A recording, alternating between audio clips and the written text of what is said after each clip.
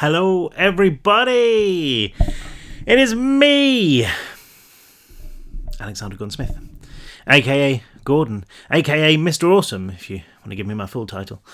It's great to be here. Sorry I haven't been here for a while. It's really hard juggling writing, working to a deadline with a new crime book, and looking after the kids, and just a few health things as well. And it's just been, everything's kind of got on top of me this month, or last month I should say. Just started February.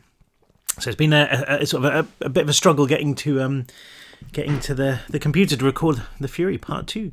But I'm here now. I've got about an hour before I've got to go and pick the kids up. So we should get through another good chunk of the book. I hope you're all well. I hope life is being kind to you. And I hope that you're having fun doing whatever you're doing and you're not stressed out. And that, you're happy. I really do. So, in The Fury, we've got the two factions. We've got Rilke and Schiller and their followers who are basically just obliterating the world, one village at a time down the coast, because they've got it in their heads that is what they've got to do. And we've also got, on the other hand, Cal, Daisy and Brick and little Adam, who have kind of gone to try and find answers, really, try and find an explanation for what's going on. And they've just talked to a priest. The priest has kind of given them some kind of clues about what might be happening. Talked a little bit about angels being a force of destruction, not the kind of cherubs you see in the history books. History books? Well, the books about angels. Just dropped my phone. That's a great start, Gordon. Well done. So, we're back. I can't remember exactly what's happened because it was so long ago, but we're back with Rilke now in Great Yarmouth. I used to go on holiday all the time in Great Yarmouth, and it's a bit of a dump, but a really lovely dump. It's full of arcades and really nice, fun things to do. And, I felt a bit bad when I just completely destroyed it in this book, as Schiller has just basically flattened the whole town with a wave. The ground broke and reformed, sounding as if the whole world was cracking its knuckles. A bridge of rock rose from the drenched beach, resembling the spine of some huge beast pushing through the skin of the earth. It snaked up across the furrowed land where this little town had once sat. Its architect, Schiller, twisted the air with his burning fingers, invisible ropes reshaping rock and sand and soil until there was a clear path away from the sea. Only when he had finished did he begin his transformation, the flames guttering out like a gas stove in the wind, until the person who stood there was not an angel, but a boy once more. He managed a weary smile before his legs gave out and he tumbled onto the ridged back of his own creation. Rilke picked herself up from where she'd been kneeling, her knees rubbed raw from the vibrations in the ground, and walked to him. When she helped him into a sitting position, another lock of his hair fell loose. It was no longer blonde, she realised, but grey. "You did well, little brother," she said, stroking his cheek. He was still so cold, as if each time the fire left him it robbed his body of a little more heat. "You wiped it clean. Just listen to what you've done." He did, and for a while they both sat and absorbed the quiet. The only sound was the soft lapping of the ocean, reduced to a dog that whimpered at their heels. There were no screams, not even any alarms. Schiller's wave had done its job well. "Can we rest now?" Schiller asked in a whisper. His eyes were closed and he twitched like a dreaming puppy. She shook his shoulders, bringing him back. Why did he have to sleep when there was so much work to be done? "Soon," she said. She tugged on him until he responded, clambering to his feet. She put her arm under him, propping him up with her body. It was hard work, and after a few seconds she gave in. Okay, we can rest for a while, but not here. We should find somewhere safe." "Safe?" came a voice from behind her. She looked to see Jade there, sitting on the raised beach next to the two boys. She looked like a badly painted puppet, her eyes too big, her mouth slack, her body limp. Rilke had almost forgotten that the others existed. Did she even need them? When her angel hatched, she and Schill could change the world by themselves. They didn't need to be held back by anyone. But for now it made sense to keep them here. They might come in useful, especially the new boy who was on the verge of waking. "It won't be long before they come after us," Rilke said, taking a step along the stone bridge, dragging Schiller beside her. "The police?" "Yes, and others too. The army." And Daisy, she thought, but didn't say. The little girl had to be close to changing as well. Rilke didn't think it had already happened, though. She would have felt it. No, they were resting. Daisy and Brick and Cal and Adam. She tried to send her mind out the way she had been able to back in Fursville. She could feel an uncomfortable wooden bench, could smell something old and dusty, could see strange coloured lights seeping through big windows. A church, she understood, with a sharp intake of breath. She'd spent enough time in one to know that much. Was that a good thing or a bad thing? Maybe they'd hear the stories about avenging angels. Maybe they'd finally see what they had to do. And if not, if they came here and tried to stop Schiller? Rilke tried to imagine what would happen if two angels fought each other. That alone would be enough to bring the world to its knees. And was Schiller powerful enough to fight Daisy? She was just a little girl, but there was an inner strength in her that her brother didn't possess. "I don't think I can carry him any further," said Jade. "He's too cold." "You can," said Rilke. "Just to the top of the hill, just until we find shelter." She didn't wait for a reply. Jade would do as she was told. Marcus too. She made her way from the sea with Schiller in her arms, each step a challenge. It reminded her of the morning she'd arrived at the theme park, a morning that felt like a lifetime ago, but was, 2 days? Like everything, time was broken now. Those 2 days were a lifetime. How little she'd known back then. The world was just the world, and the people in it just people. That thought was so absurd that she laughed. Schiller glanced up at her through the slits of his sleepy eyes. He smiled back, and she noticed that one of his front teeth was missing. Her stomach knotted, her skin suddenly cold. "It's killing him." No, it was making him stronger. How could it not? It was making him more powerful than anything else in the world. It was making him a god. And yet still a voice called out to her, maybe hers, maybe not. "It's killing him, it's using him, it's eating him from the inside." "Shut up," she hissed beneath her breath. Schiller heard her, frowning. "Watch where you're going, brother," she said to him, only so she wouldn't have to look at the gaping socket in his gum where his tooth had once sat. So what if it was using him? So what if his human body fell to pieces? Once the flesh dropped away, there would be only fire and fury. They staggered on in silence, making their way along the crest of broken rock. The further they went, the more they saw of the destruction Schiller had wrought. To their left was another sea, this one made up of bricks and concrete and bodies, buoyed up on silt and seawater. Smoke rose from 3 or 4 places. She wondered if there was anyone left alive over there. Then she thought of the wall of water that had crunched into the town like the fist of God. Nothing could have survived that. They wouldn't have even known it was happening. After half a mile or so, they reached the end of the bridge that Schiller had pulled from the earth. It became a jagged mouth of teeth, and beyond that a mess of crumbs. Rilke stepped from it into a field of patchy grass, the ground damp but firm.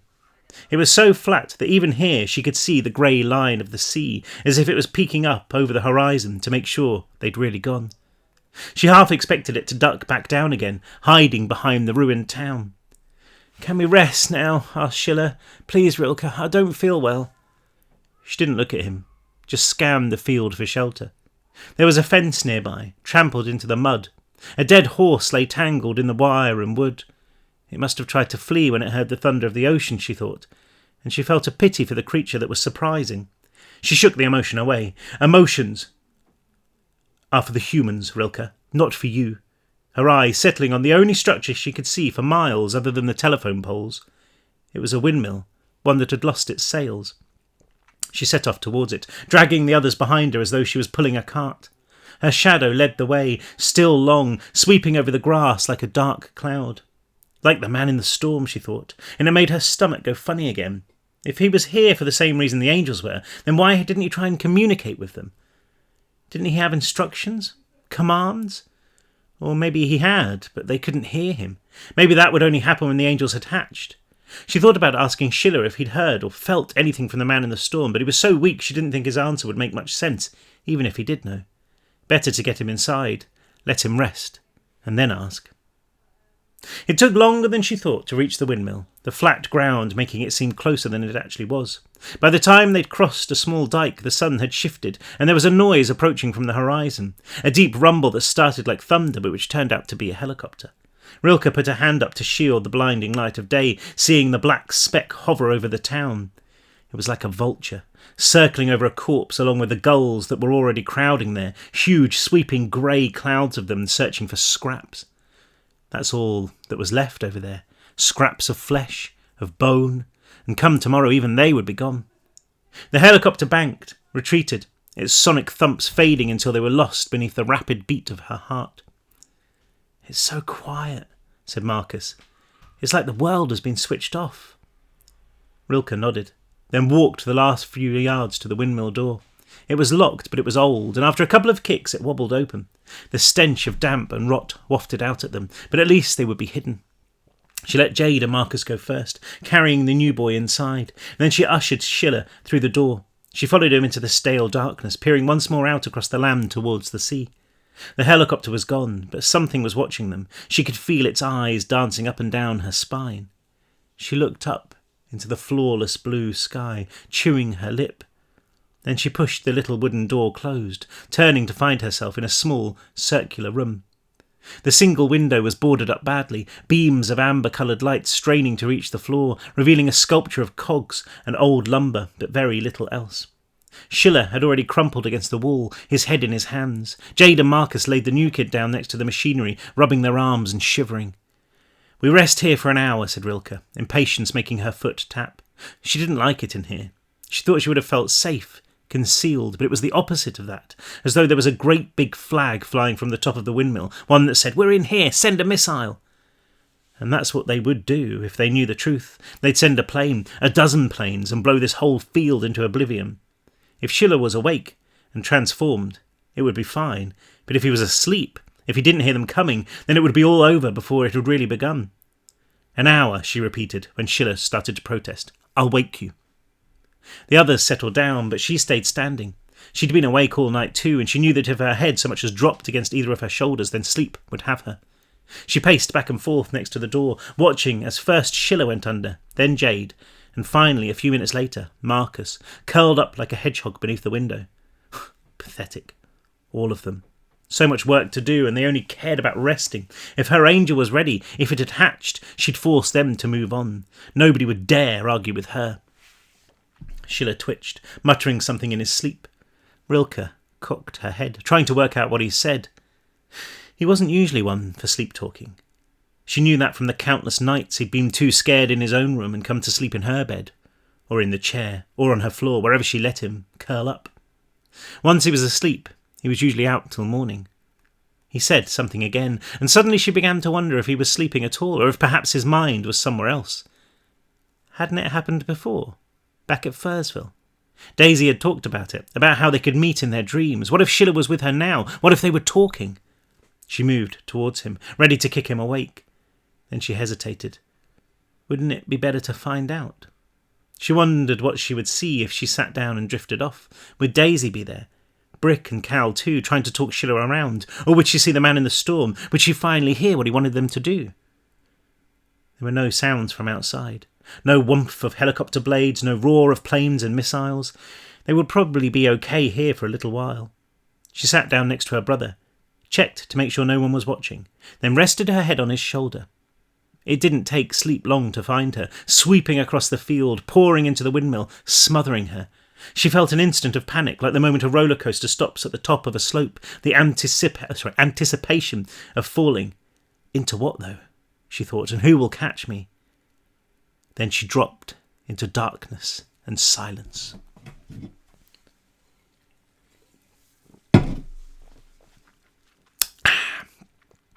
Daisy, East Walsham, 11:09 a.m. There were more people here now, in her kingdom of ice.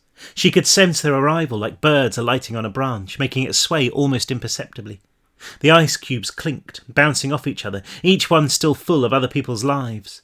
The whole world swam with liquid movement, the constant burble and splash of a swimming pool. "Hello?" she said.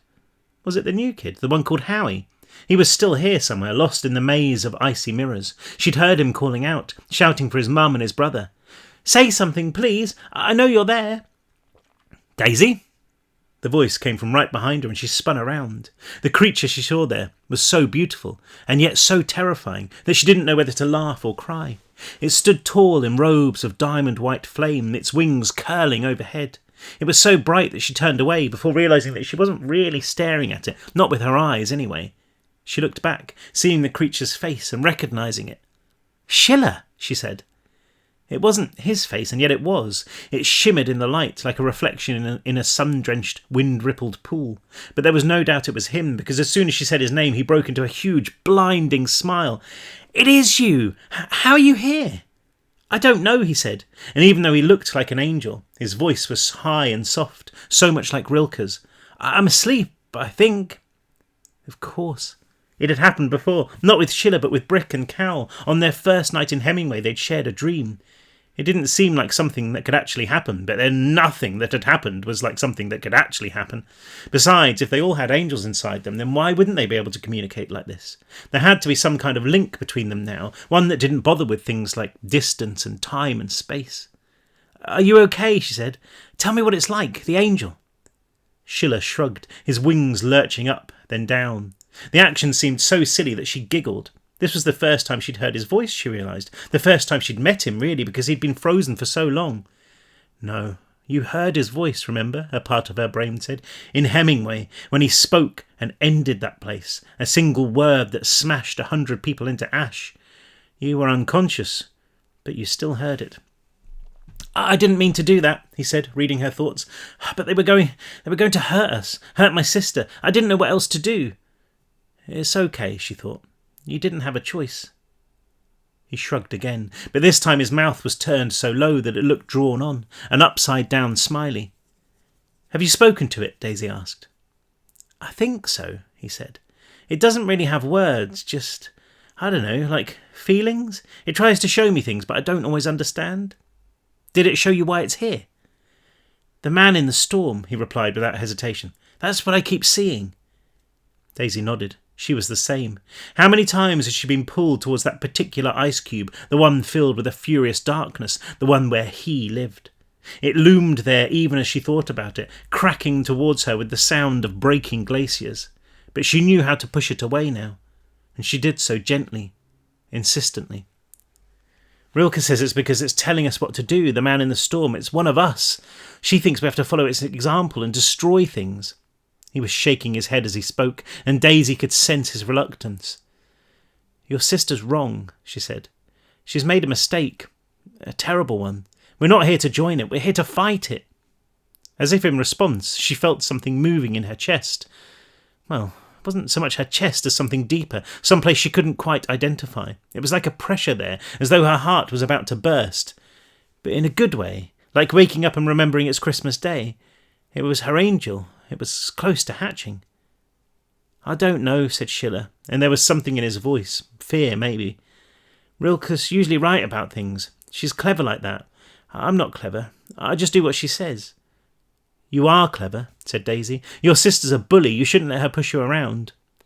The space around her grew cooler, as if the ice cubes were leaching heat from the air. Then somebody else spoke, a voice just as cold. "I knew it." Daisy turned to see another figure. This one was definitely human, although that same blue fire burned where her heart should be. Rilke didn't step so much as float towards them, her face so twisted with anger that she could have been a feral. "I knew I'd find you here, little brother." "Rilke, we were only talking," said Daisy. Rilke swept down on them like a bird of prey, glaring at her. She wasn't the girl that Daisy remembered. This was almost like a dream person, somebody that didn't look quite themselves, but who was definitely them.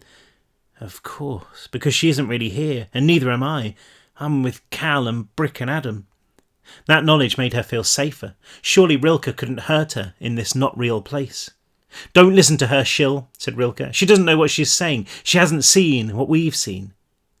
She saw it now, in the ice, a wall of water that trembled across the land. For a moment she felt it too, that huge weight of darkness swallowing the sky, falling down on her, and she had to push herself out of the sensation before it made her scream. "Oh, Schiller, no," she said.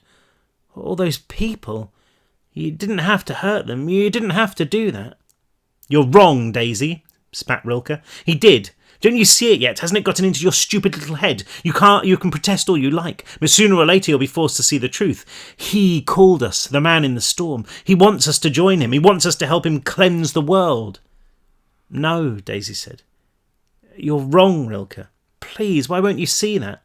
She turned to Schiller, silently pleading for him to stand up to his sister. But even though he burned like a giant sentinel of molten glass, he could not look either of them in the eye. Please! She felt so powerless, so small.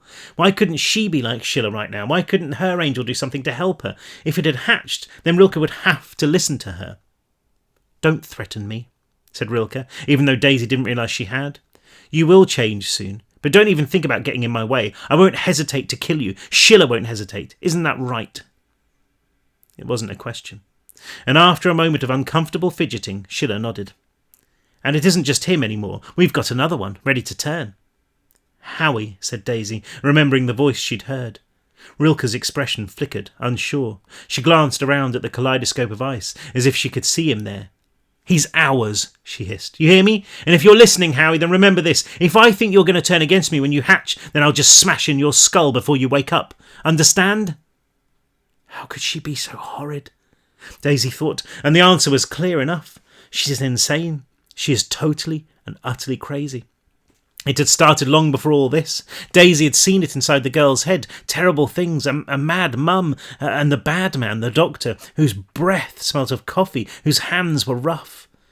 Poor Rilke. It wasn't her fault. It had scratched away at the foundations of her mind, and the fury had made it so much worse. Everything was crumbling now. Daisy could almost see it in the girl's face, the way her features seemed to grow and shrink like some hideous painting warping in the cold. She was falling apart from the inside. Leave her alone, Rilke. Another voice, and this one so welcome. Daisy turned to see Cal there, or at least a shimmering dream shape that looked like him. Brick was close behind, and Adam too, floating amongst the constantly shifting sea of ice. Oh, and the hero returns, Rilke said, as self-righteous and arrogant as ever. Go away, Cal, nobody wants you here. Yeah, I didn't see your name on the door, Rilke, he replied. What do you want? I want you to leave Schiller alone, she said. Leave us all alone. Let us do what we're here to do. I don't care if you want to hide away in a church, wait out the end days cowering in each other's arms, but you will not stand between us and our duty. Do you hear me? I mean it, Daisy. If I find out you've been talking to Schiller again, any of us again, I'll finish you. But you're wrong, Daisy shouted, and the movement of the ice grew more agitated, the giant cubes crashing against each other. You're wrong, wrong, wrong, wrong, wrong! As she spoke, the pressure in her chest grew. She felt like a can of fizzy drink that had been shaken, one that was about to be opened. Am I? Rilke seemed to chew on something, her dream face expanding, deflating like a pair of lungs. Then maybe it's time we found out for sure. What do you mean? Daisy asked. Rilke's smile was loose and wet, a clown's smile. She looked at Schiller, then behind her to three more figures that Daisy hadn't even seen arrive. It was Jade and Marcus, and between them stood the new boy, Howie. They all had that same heatless fire blazing in their chests. Rilke turned back, her eyes small and black and full of something that Daisy didn't understand, something utterly human and yet completely alien. For the first time, Daisy realised that the angel inside Rilke was probably screaming the truth at her, trying to make her understand in a language that none of them could ever hope to hear. She felt sorry for it. She felt its frustration. If only there was a way for them to know once and for all why they were here, and why they'd been chosen. But there is, said Rilke, plucking her thoughts once again with icy fingers. Don't you see? We just have to go there. Go where? Daisy wondered, and once more it came for her, the storm in the ice, crashing through the floe in a hail of splinters. She looked and saw the man there, the beast, wrapped in a spiralling cloak of debris, its mouth open, devouring everything it could, turning substance into absence. It rolled its dead eyes towards her, as if it knew she was there, and in the thunder of its voice she heard laughter. She shoved it away with the fingers of her mind, silently screaming, no, no, no, no, no. Yes, Daisy, it's the only way for you to learn. Rilke's smile grew even wider until it seemed too big even for her head. She began to retreat, pulling her burning brother along with her. When we wake, we go there, to the man in the storm, and we ask him. Rilke.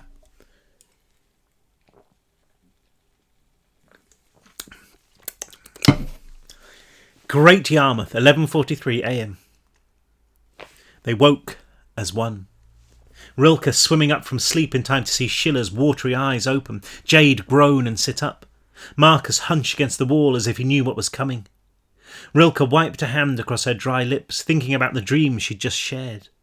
Daisy was becoming a problem. She just refused to acknowledge the reality of the situation. Rilke was so disappointed, but it wasn't the little girl's fault. It was the others, Cal and Brick. Boys, she thought, so weak, so convinced of their own authority.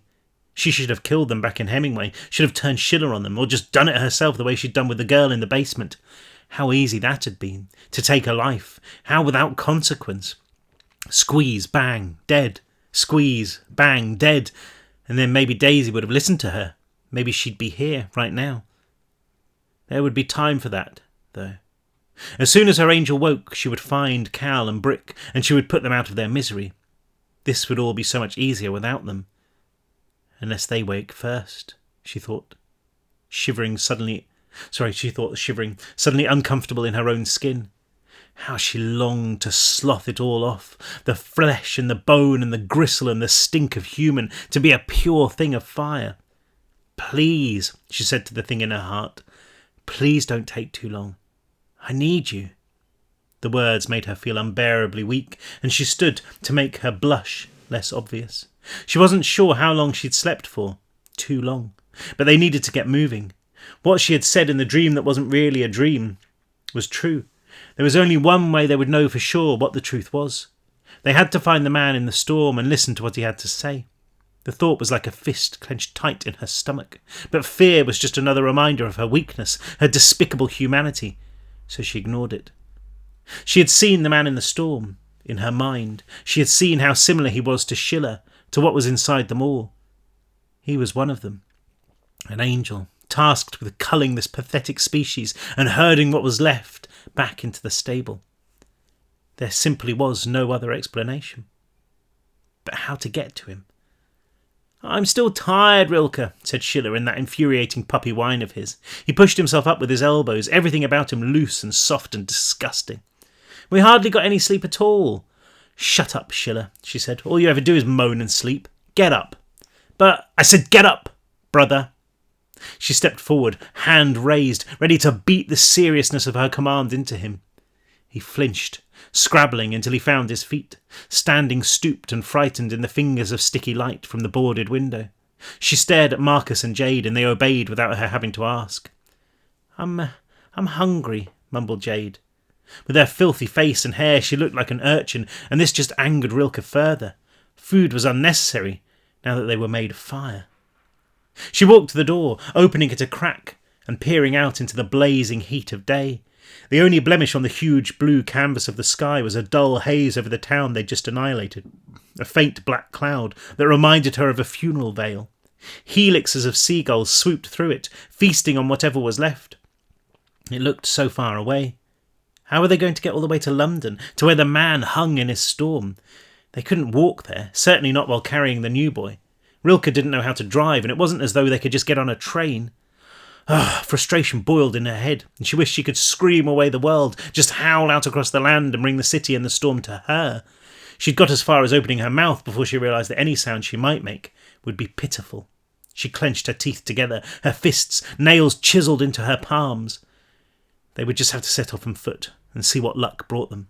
Let's go, she said. She stepped out into the day, its warmth making her feel even more uncomfortable in her own flesh. She wanted to burn as fiercely as the sun, not feel its condescending touch on her. There was a scuffle of movement behind her, and a moment later Jade edged from the door with the new boy's arm over her shoulder, Marcus propping him up on the other side. Schiller was the last, looking 3 foot tall as he stepped from the windmill. You're all stronger than you think now, she told them. You have got angels inside you. They will keep you safe. The weakness is just a memory from your old life. Ignore it and it'll go away. Even as she spoke, she felt the blood drain from her head, the world spin like a giddy fool around her.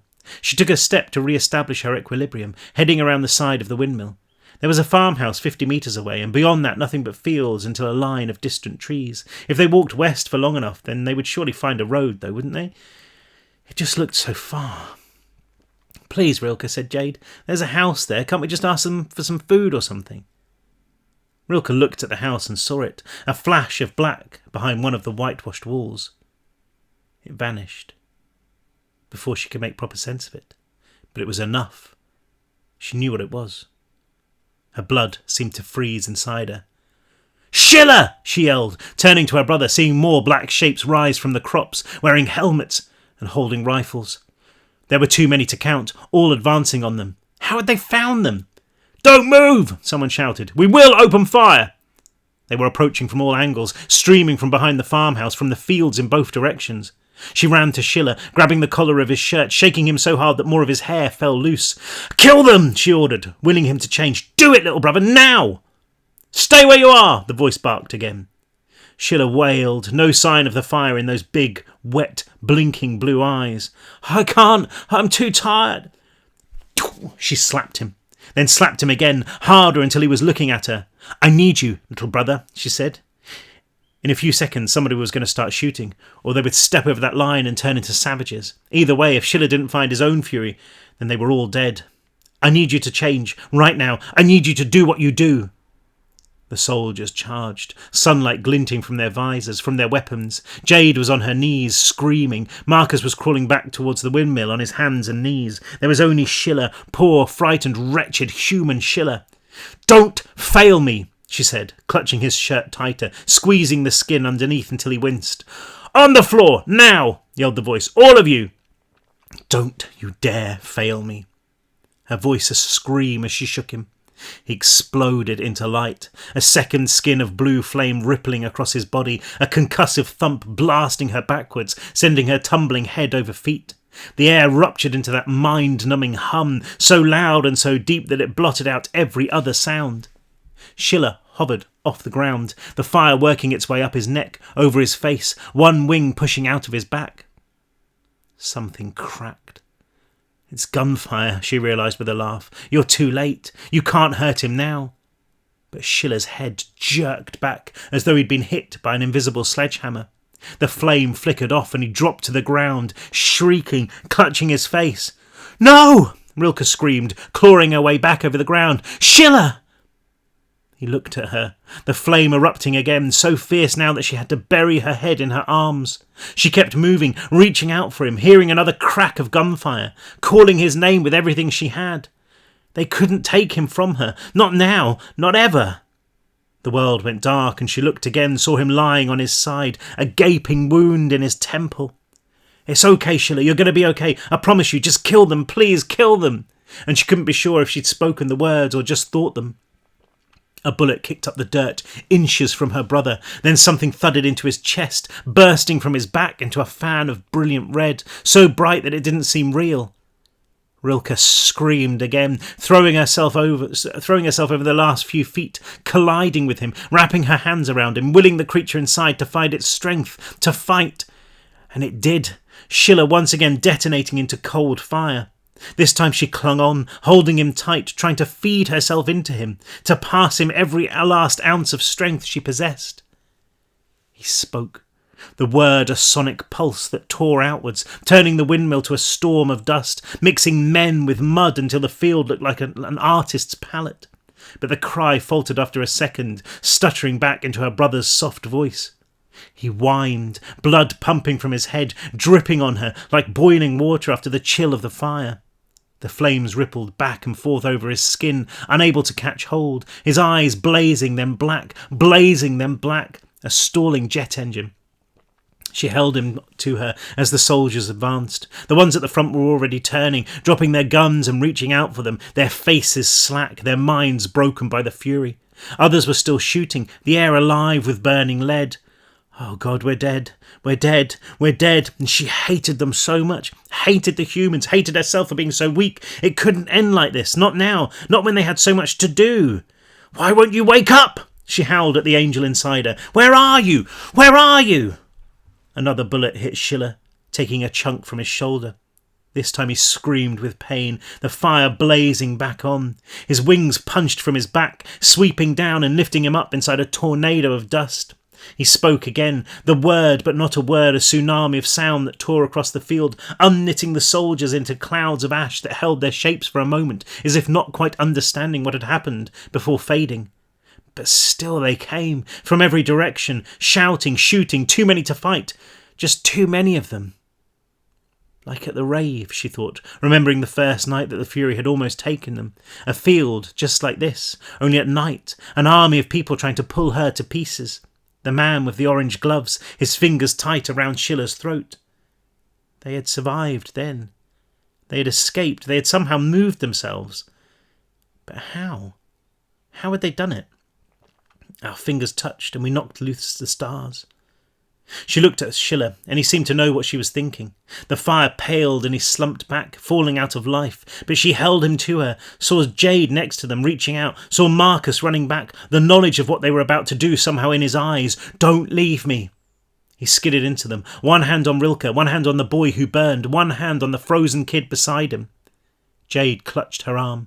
Schiller roared, engulfed them all in a cold fire, and the world came apart.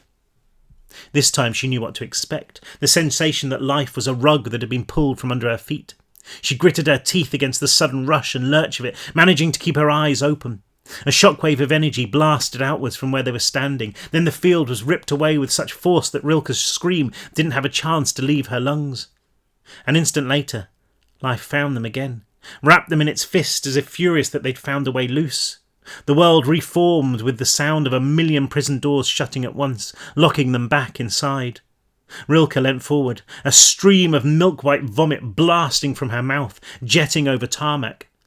She wiped away the tears with a trembling hand, seeing that they were on a narrow country road. Woodland shielded them on one side, a high grassy bank on the other, but she could hear the soft pop of distant gunfire. A rain of embers drifted down around them, dancing on the breeze. She turned at the sound of retching, seeing Jade and Marcus spray puke over the road. Only Schiller was motionless, once again just a boy, just her brother.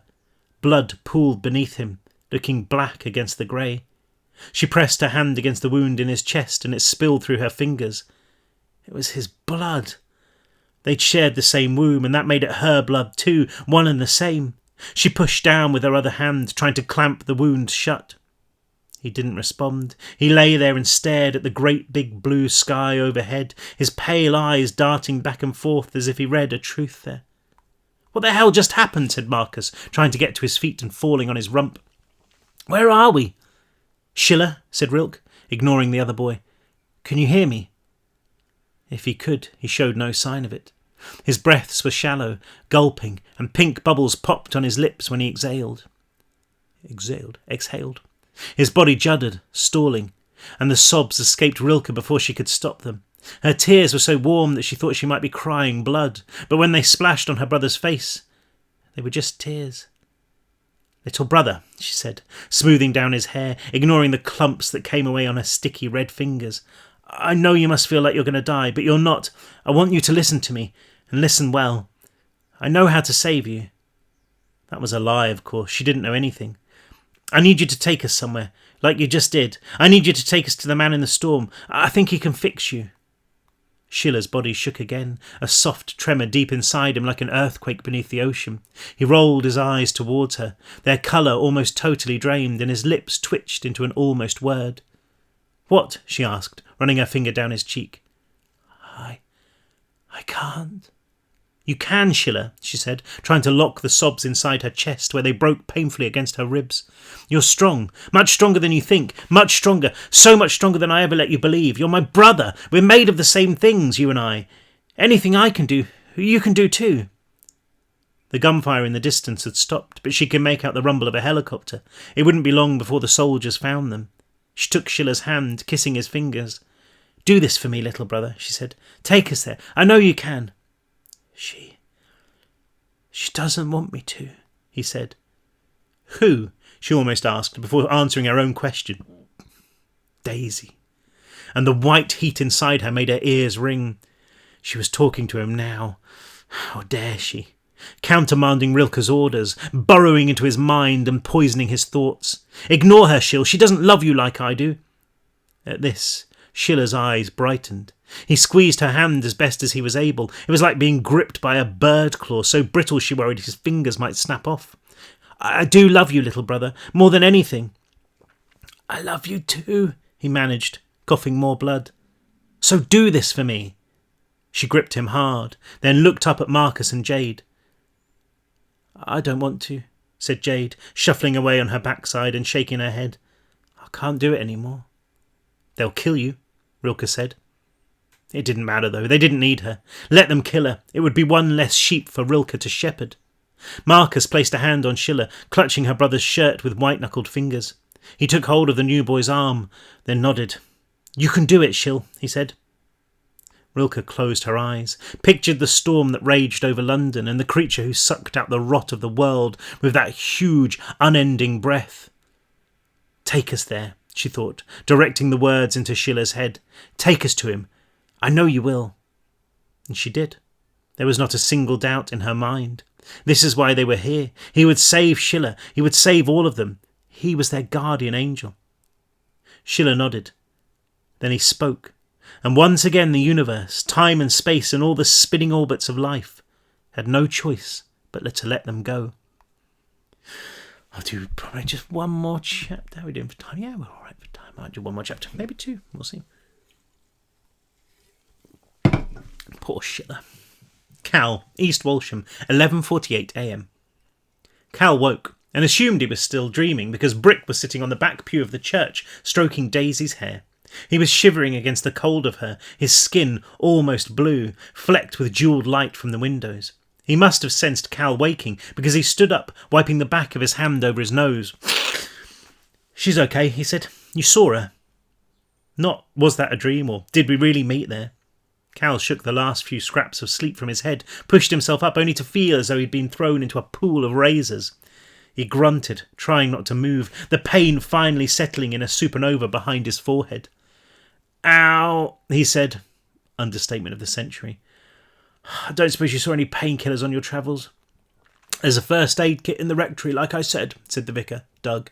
Cal had almost totally forgotten about him. He sat where he'd promised to sit, rubbing his legs as if to keep the blood flowing.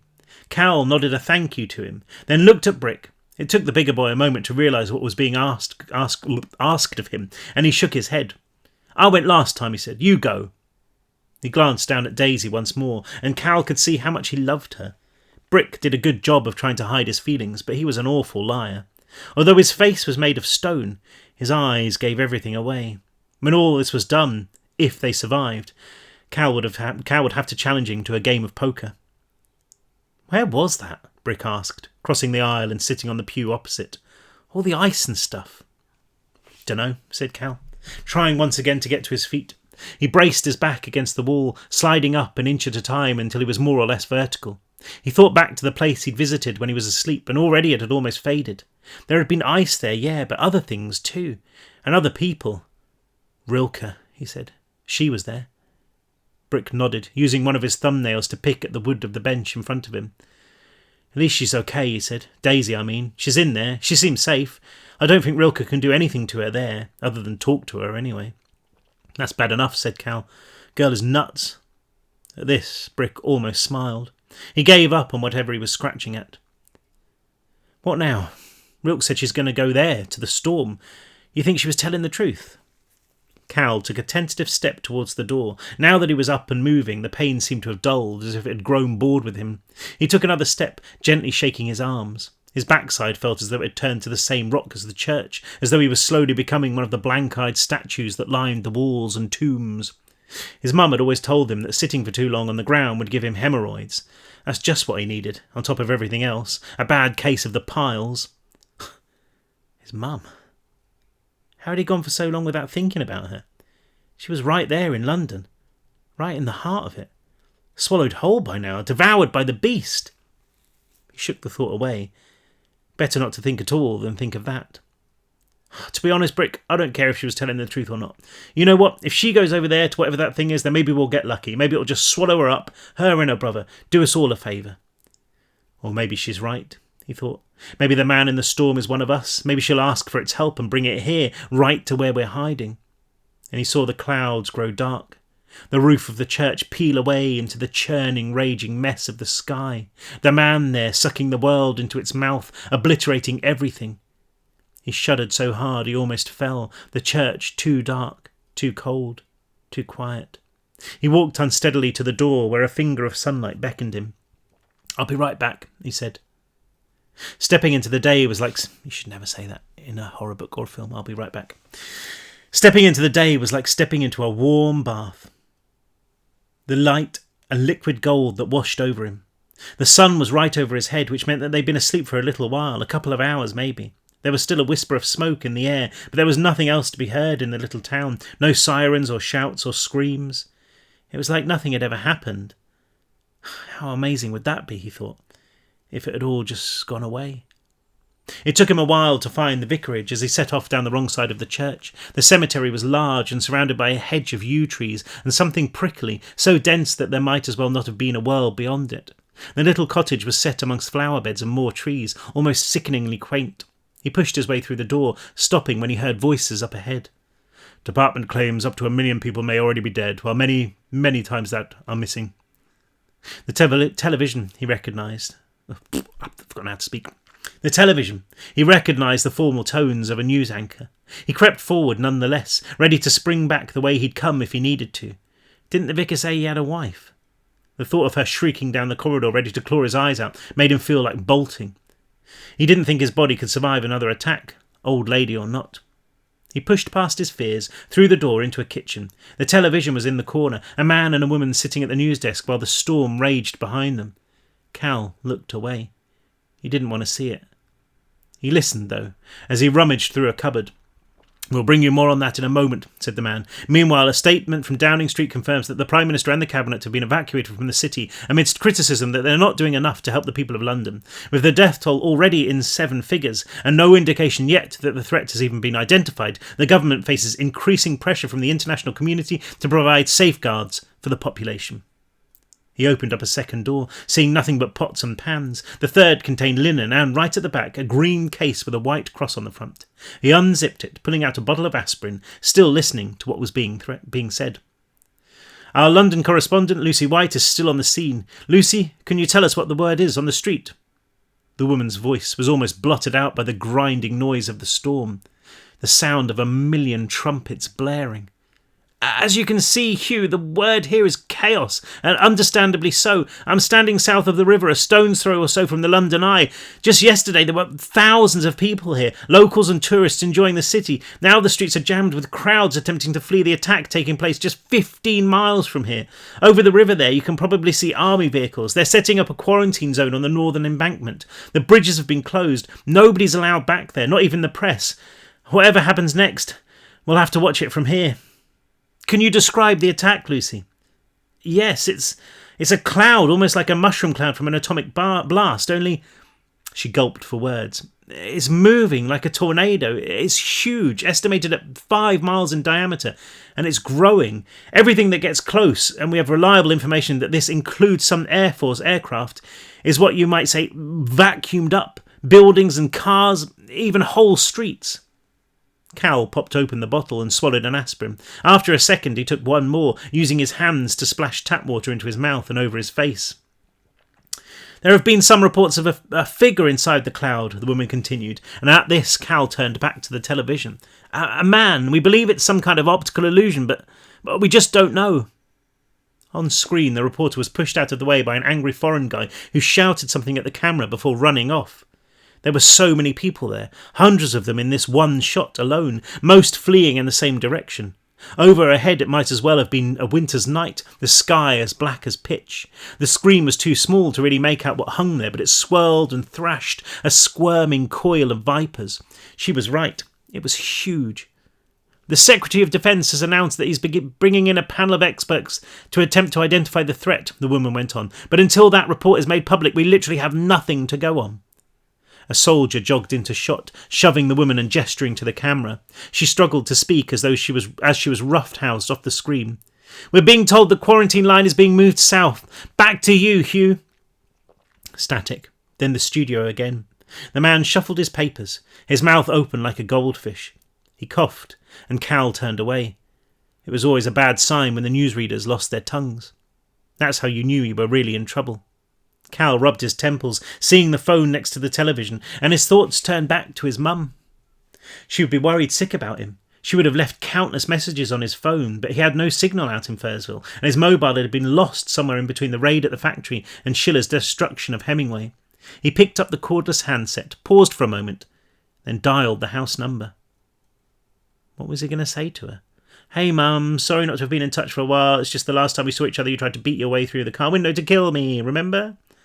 Of course she wouldn't remember. That's how it worked, the Fury. That was the cruelest thing about it. They attacked you, they killed you, then they forgot you. It was like you'd never existed.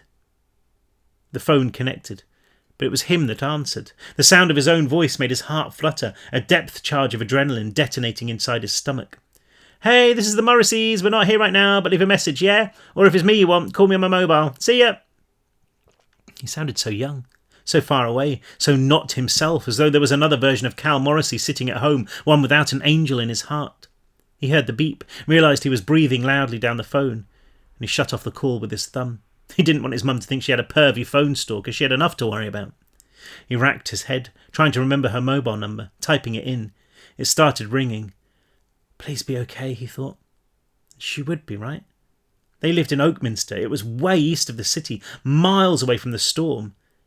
Unless she'd gone into London, he wondered. Maybe she was there looking for you. Hello?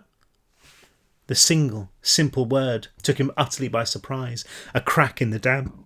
Before he even knew it, he was sobbing, the cries flooding up with so much strength that he couldn't get a word out.